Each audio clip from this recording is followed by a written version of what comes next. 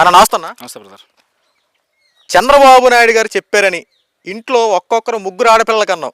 Chandrababu Naidu free bus ఇస్తానన్నారు, free bus లేదు, ఏమీ లేదు. అంతేకాకుండా నిరుద్యోగ వృత్తి 1500 ఇస్తానన్నారు, అది కూడా లేదు.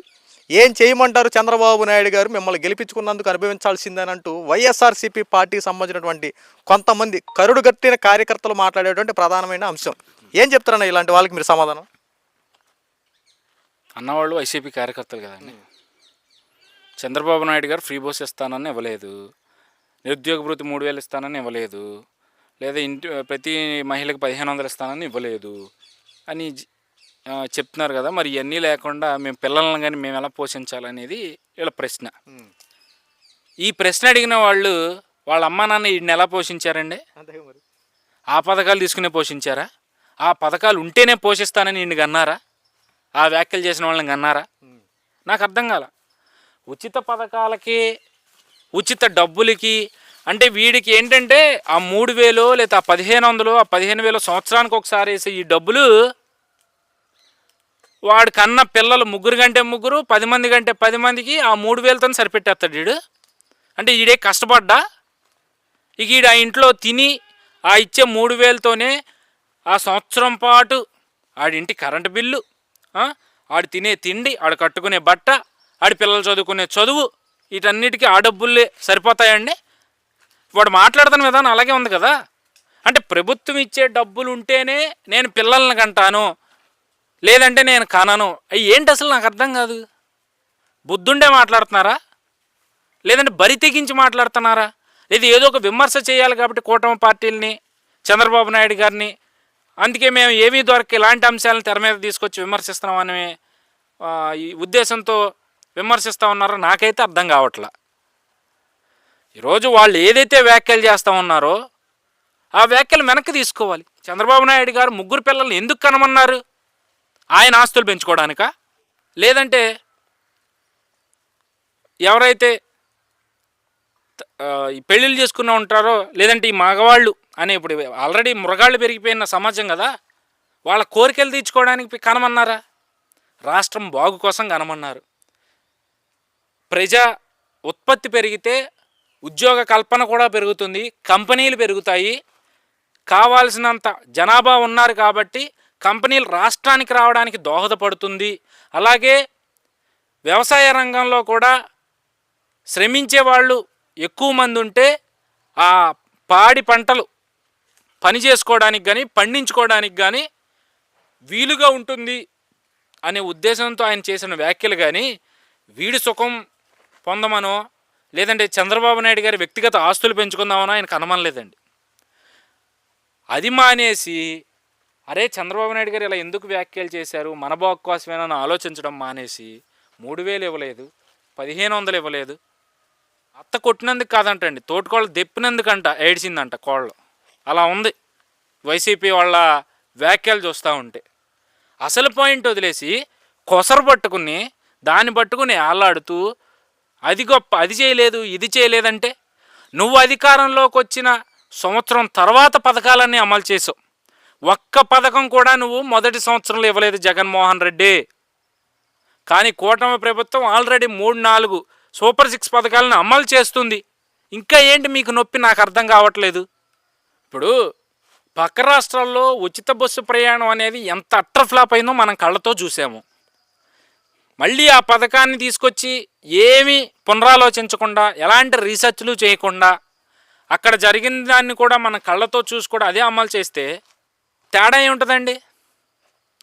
అక్కడున్న పార్టీలకి మన పార్టీలకి తేడా ఏముంటుంది? అలాంటి వ్యతిరేక భావజాలాలు ఇక్కడ రాష్ట్రంలో రాకుండా ఉండాలి అంటే ఉచిత బస్సు ప్రయాణం పెడుతున్నాము అంటే ఆటో డ్రైవర్ల ఉపాధి ఏమవుతుంది, ట్యాక్సీ డ్రైవర్ల ఉపాధి ఏమవుతుంది, అన్నీ కూడా ప్రభుత్వం ఆలోచించాల్సిన బాధ్యత ఉంటుంది కదా. ఆ రోజు ఎన్నికల మీరు అనొచ్చు మరి ఏమీ చూడకుండా ఎందుకు హామీ ఇచ్చారంటే, అయ్యగారు సిపిఎస్ రద్దు చేస్తానని ఎన్నికల ముందు ఏం చూసుకుని హామీ ఇచ్చాడు, అది చూసే వీళ్ళు హామీ ఇచ్చారు. కానీ వాళ్ళు మీకులాగా మాట జారట్లేదే, ఖచ్చితంగా అమలు చేస్తామని చెప్తున్నారు. మీకులాగా గెలిచిన తర్వాత ఒక మాట, గెలవక ముందు ఒక మాట, గెలిచిన తర్వాత ఒక మాట చెప్పట్లేదే. మేము ఉచిత బస్సు ప్రయాణం ఏదైతే సూపర్ 6లో పెట్టామో అది అమలు చేస్తామంటున్నారు. త్వరలోనే అది కూడా అమలు అవుతుంది. అలాగే తల్లికి వందనం ఎప్పుడు అమలు చేస్తామో డేట్ కూడా ఫిక్స్ చేశారు. డిఎస్సి ఎగ్జామ్స్ డేట్ ఫిక్స్ చేశారు. ఉచిత ఏదైతే సిలిండర్ ఉందో అది కూడా ఆల్రెడీ అమలు జరుగుతూ ఉంది. ఉచిత ఇసుక ఇస్తూ ఉన్నారు. ప్రతి ఇంట్లో ప్రతి మహిళకి 1500 రూపాయలు ప్రతి నెల అన్నారు. అది కూడా రేపు వచ్చే నెల నుంచి జరగబోతూ ఉంది. ఇంత క్లియర్ కట్గా అన్నీ జరుగుతూ ఉంటే, అలాగే నిరుద్యోగ భృతి గురించి కూడా ఒక క్లారిటీ ఇచ్చింది ప్రభుత్వం. ఇన్ని క్లారిటీలు ఇస్తూ ఉంటే మీరెందుకు ఇంకా కన్ఫ్యూజన్లో ఉన్నారు? ఎందుకు ఇంకా జగన్మోహన్ రెడ్డి మాట వింటూ, లేదా సజ్జల రామకృష్ణారెడ్డి అసలు ఎక్కడున్నాడో కూడా తెలియదు, కేసులకు భయపడి గత 5 ఏళ్లలో ఆ దుర్మార్గుడు చేసిన తప్పులకు భయపడి పారిపోయి దాక్కుంటున్న వ్యక్తి గురించి, లేదా అతను చెప్తున్న మాటల్ని ఇంకా మీరు నమ్ముతూ మీరు ఇలా అబద్ధ ప్రచారాలు చేస్తూ ఉన్నారంటే ఇంక మీకు మిమ్మల్ని చూసి జాలిపడాలో, కోప్పడాలో, బాధపడాలో అర్థం కావట్లేదే. ఇవన్నీ చూసే విజయసాయిరెడ్డి లాంటి వ్యక్తే మీ పార్టీని, మీ నాయకుడిని కాదని బయటకు వెళ్ళిపోయాడండి. మీ పార్టీ తమ భుజస్కంధాలపై మోసి మిమ్మల్ని అధికారంలోకి తీసుకురావడానికి మీకన్నా ఎక్కువ అబద్ధాలు చెప్పిన వ్యక్తి విజయసాయిరెడ్డి. అలాంటి వ్యక్తే ఈరోజు తప్పుకున్నాడు అంటే కూటమి పార్టీ ఎంత మంచిగా ఉంది, ఎంత మంచిగా పరిపాలన సాగిస్తుందో కనిపించట్లేదా? మరి మీరెందుకు ఇలాంటి వ్యాఖ్యలు చేస్తూ ఉన్నారు? నువ్వు కష్టపడకుండా ప్రభుత్వం ఇచ్చే డబ్బుల వల్లే నీ కుటుంబం పోషింపబడుతుంది అనుకుంటే చచ్చిపో. నువ్వు ఉరేసుకుని చేస్తావా, ముందాగి చేస్తావా, స్లీపింగ్ పిల్స్ తాగి చేస్తావా, లేదా బొస్సు కింద తలకాయ పెట్టుకు చేస్తావా, ఏదో విధంగా చచ్చిపో. నీ కుటుంబాన్ని ప్రభుత్వం పోషిస్తుంది కదా. మరి ఇంక నువ్వు బతికుండే ఉపయోగం ఏముంది? ఎవరైతే ఈ వ్యాఖ్యలు చేశారో వాళ్ళందరికీ ఇది వర్తింపచేయాలి ప్రభుత్వం. ఇది కూడా ఒకసారి ఆలోచించాలి. ఏ ప్రభుత్వం అయినా, ఇప్పుడు నేను తెలుగుదేశం ప్రభుత్వానికి చెప్పట్ల, కూటమి ప్రభుత్వానికి చెప్పట్ల, భారతదేశంలో ఎన్ని రాష్ట్రాలు అయితే ఉన్నాయో అన్ని రాష్ట్రాల్లో ఉన్న ప్రభుత్వాలకి నేను ఒక రిక్వెస్ట్ పెట్టుకుంటా ఉన్నా.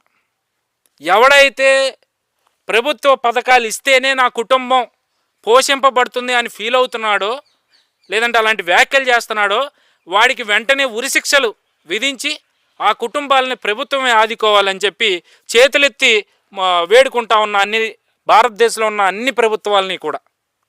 ఎందుకు మరి ఇలాంటి వ్యక్తులు బతికుండే ఉపయోగం ఏంటండి? వాళ్ళు చేసిన వ్యాఖ్యలు ఏంటి మరి? అంతే కదా. మరి ఇప్పుడు నాకు ఆ డబ్బులు ఇవ్వట్లే, ఈ డబ్బులు ఇవ్వట్లా, మీరు పిల్లల్ని కలమన్నారు, మేము ఎలా పోషించాలి అని అడుగుతా ఉన్నారు. ఈయన్ని ఎలా పోషించారు కన్నవాళ్ళు?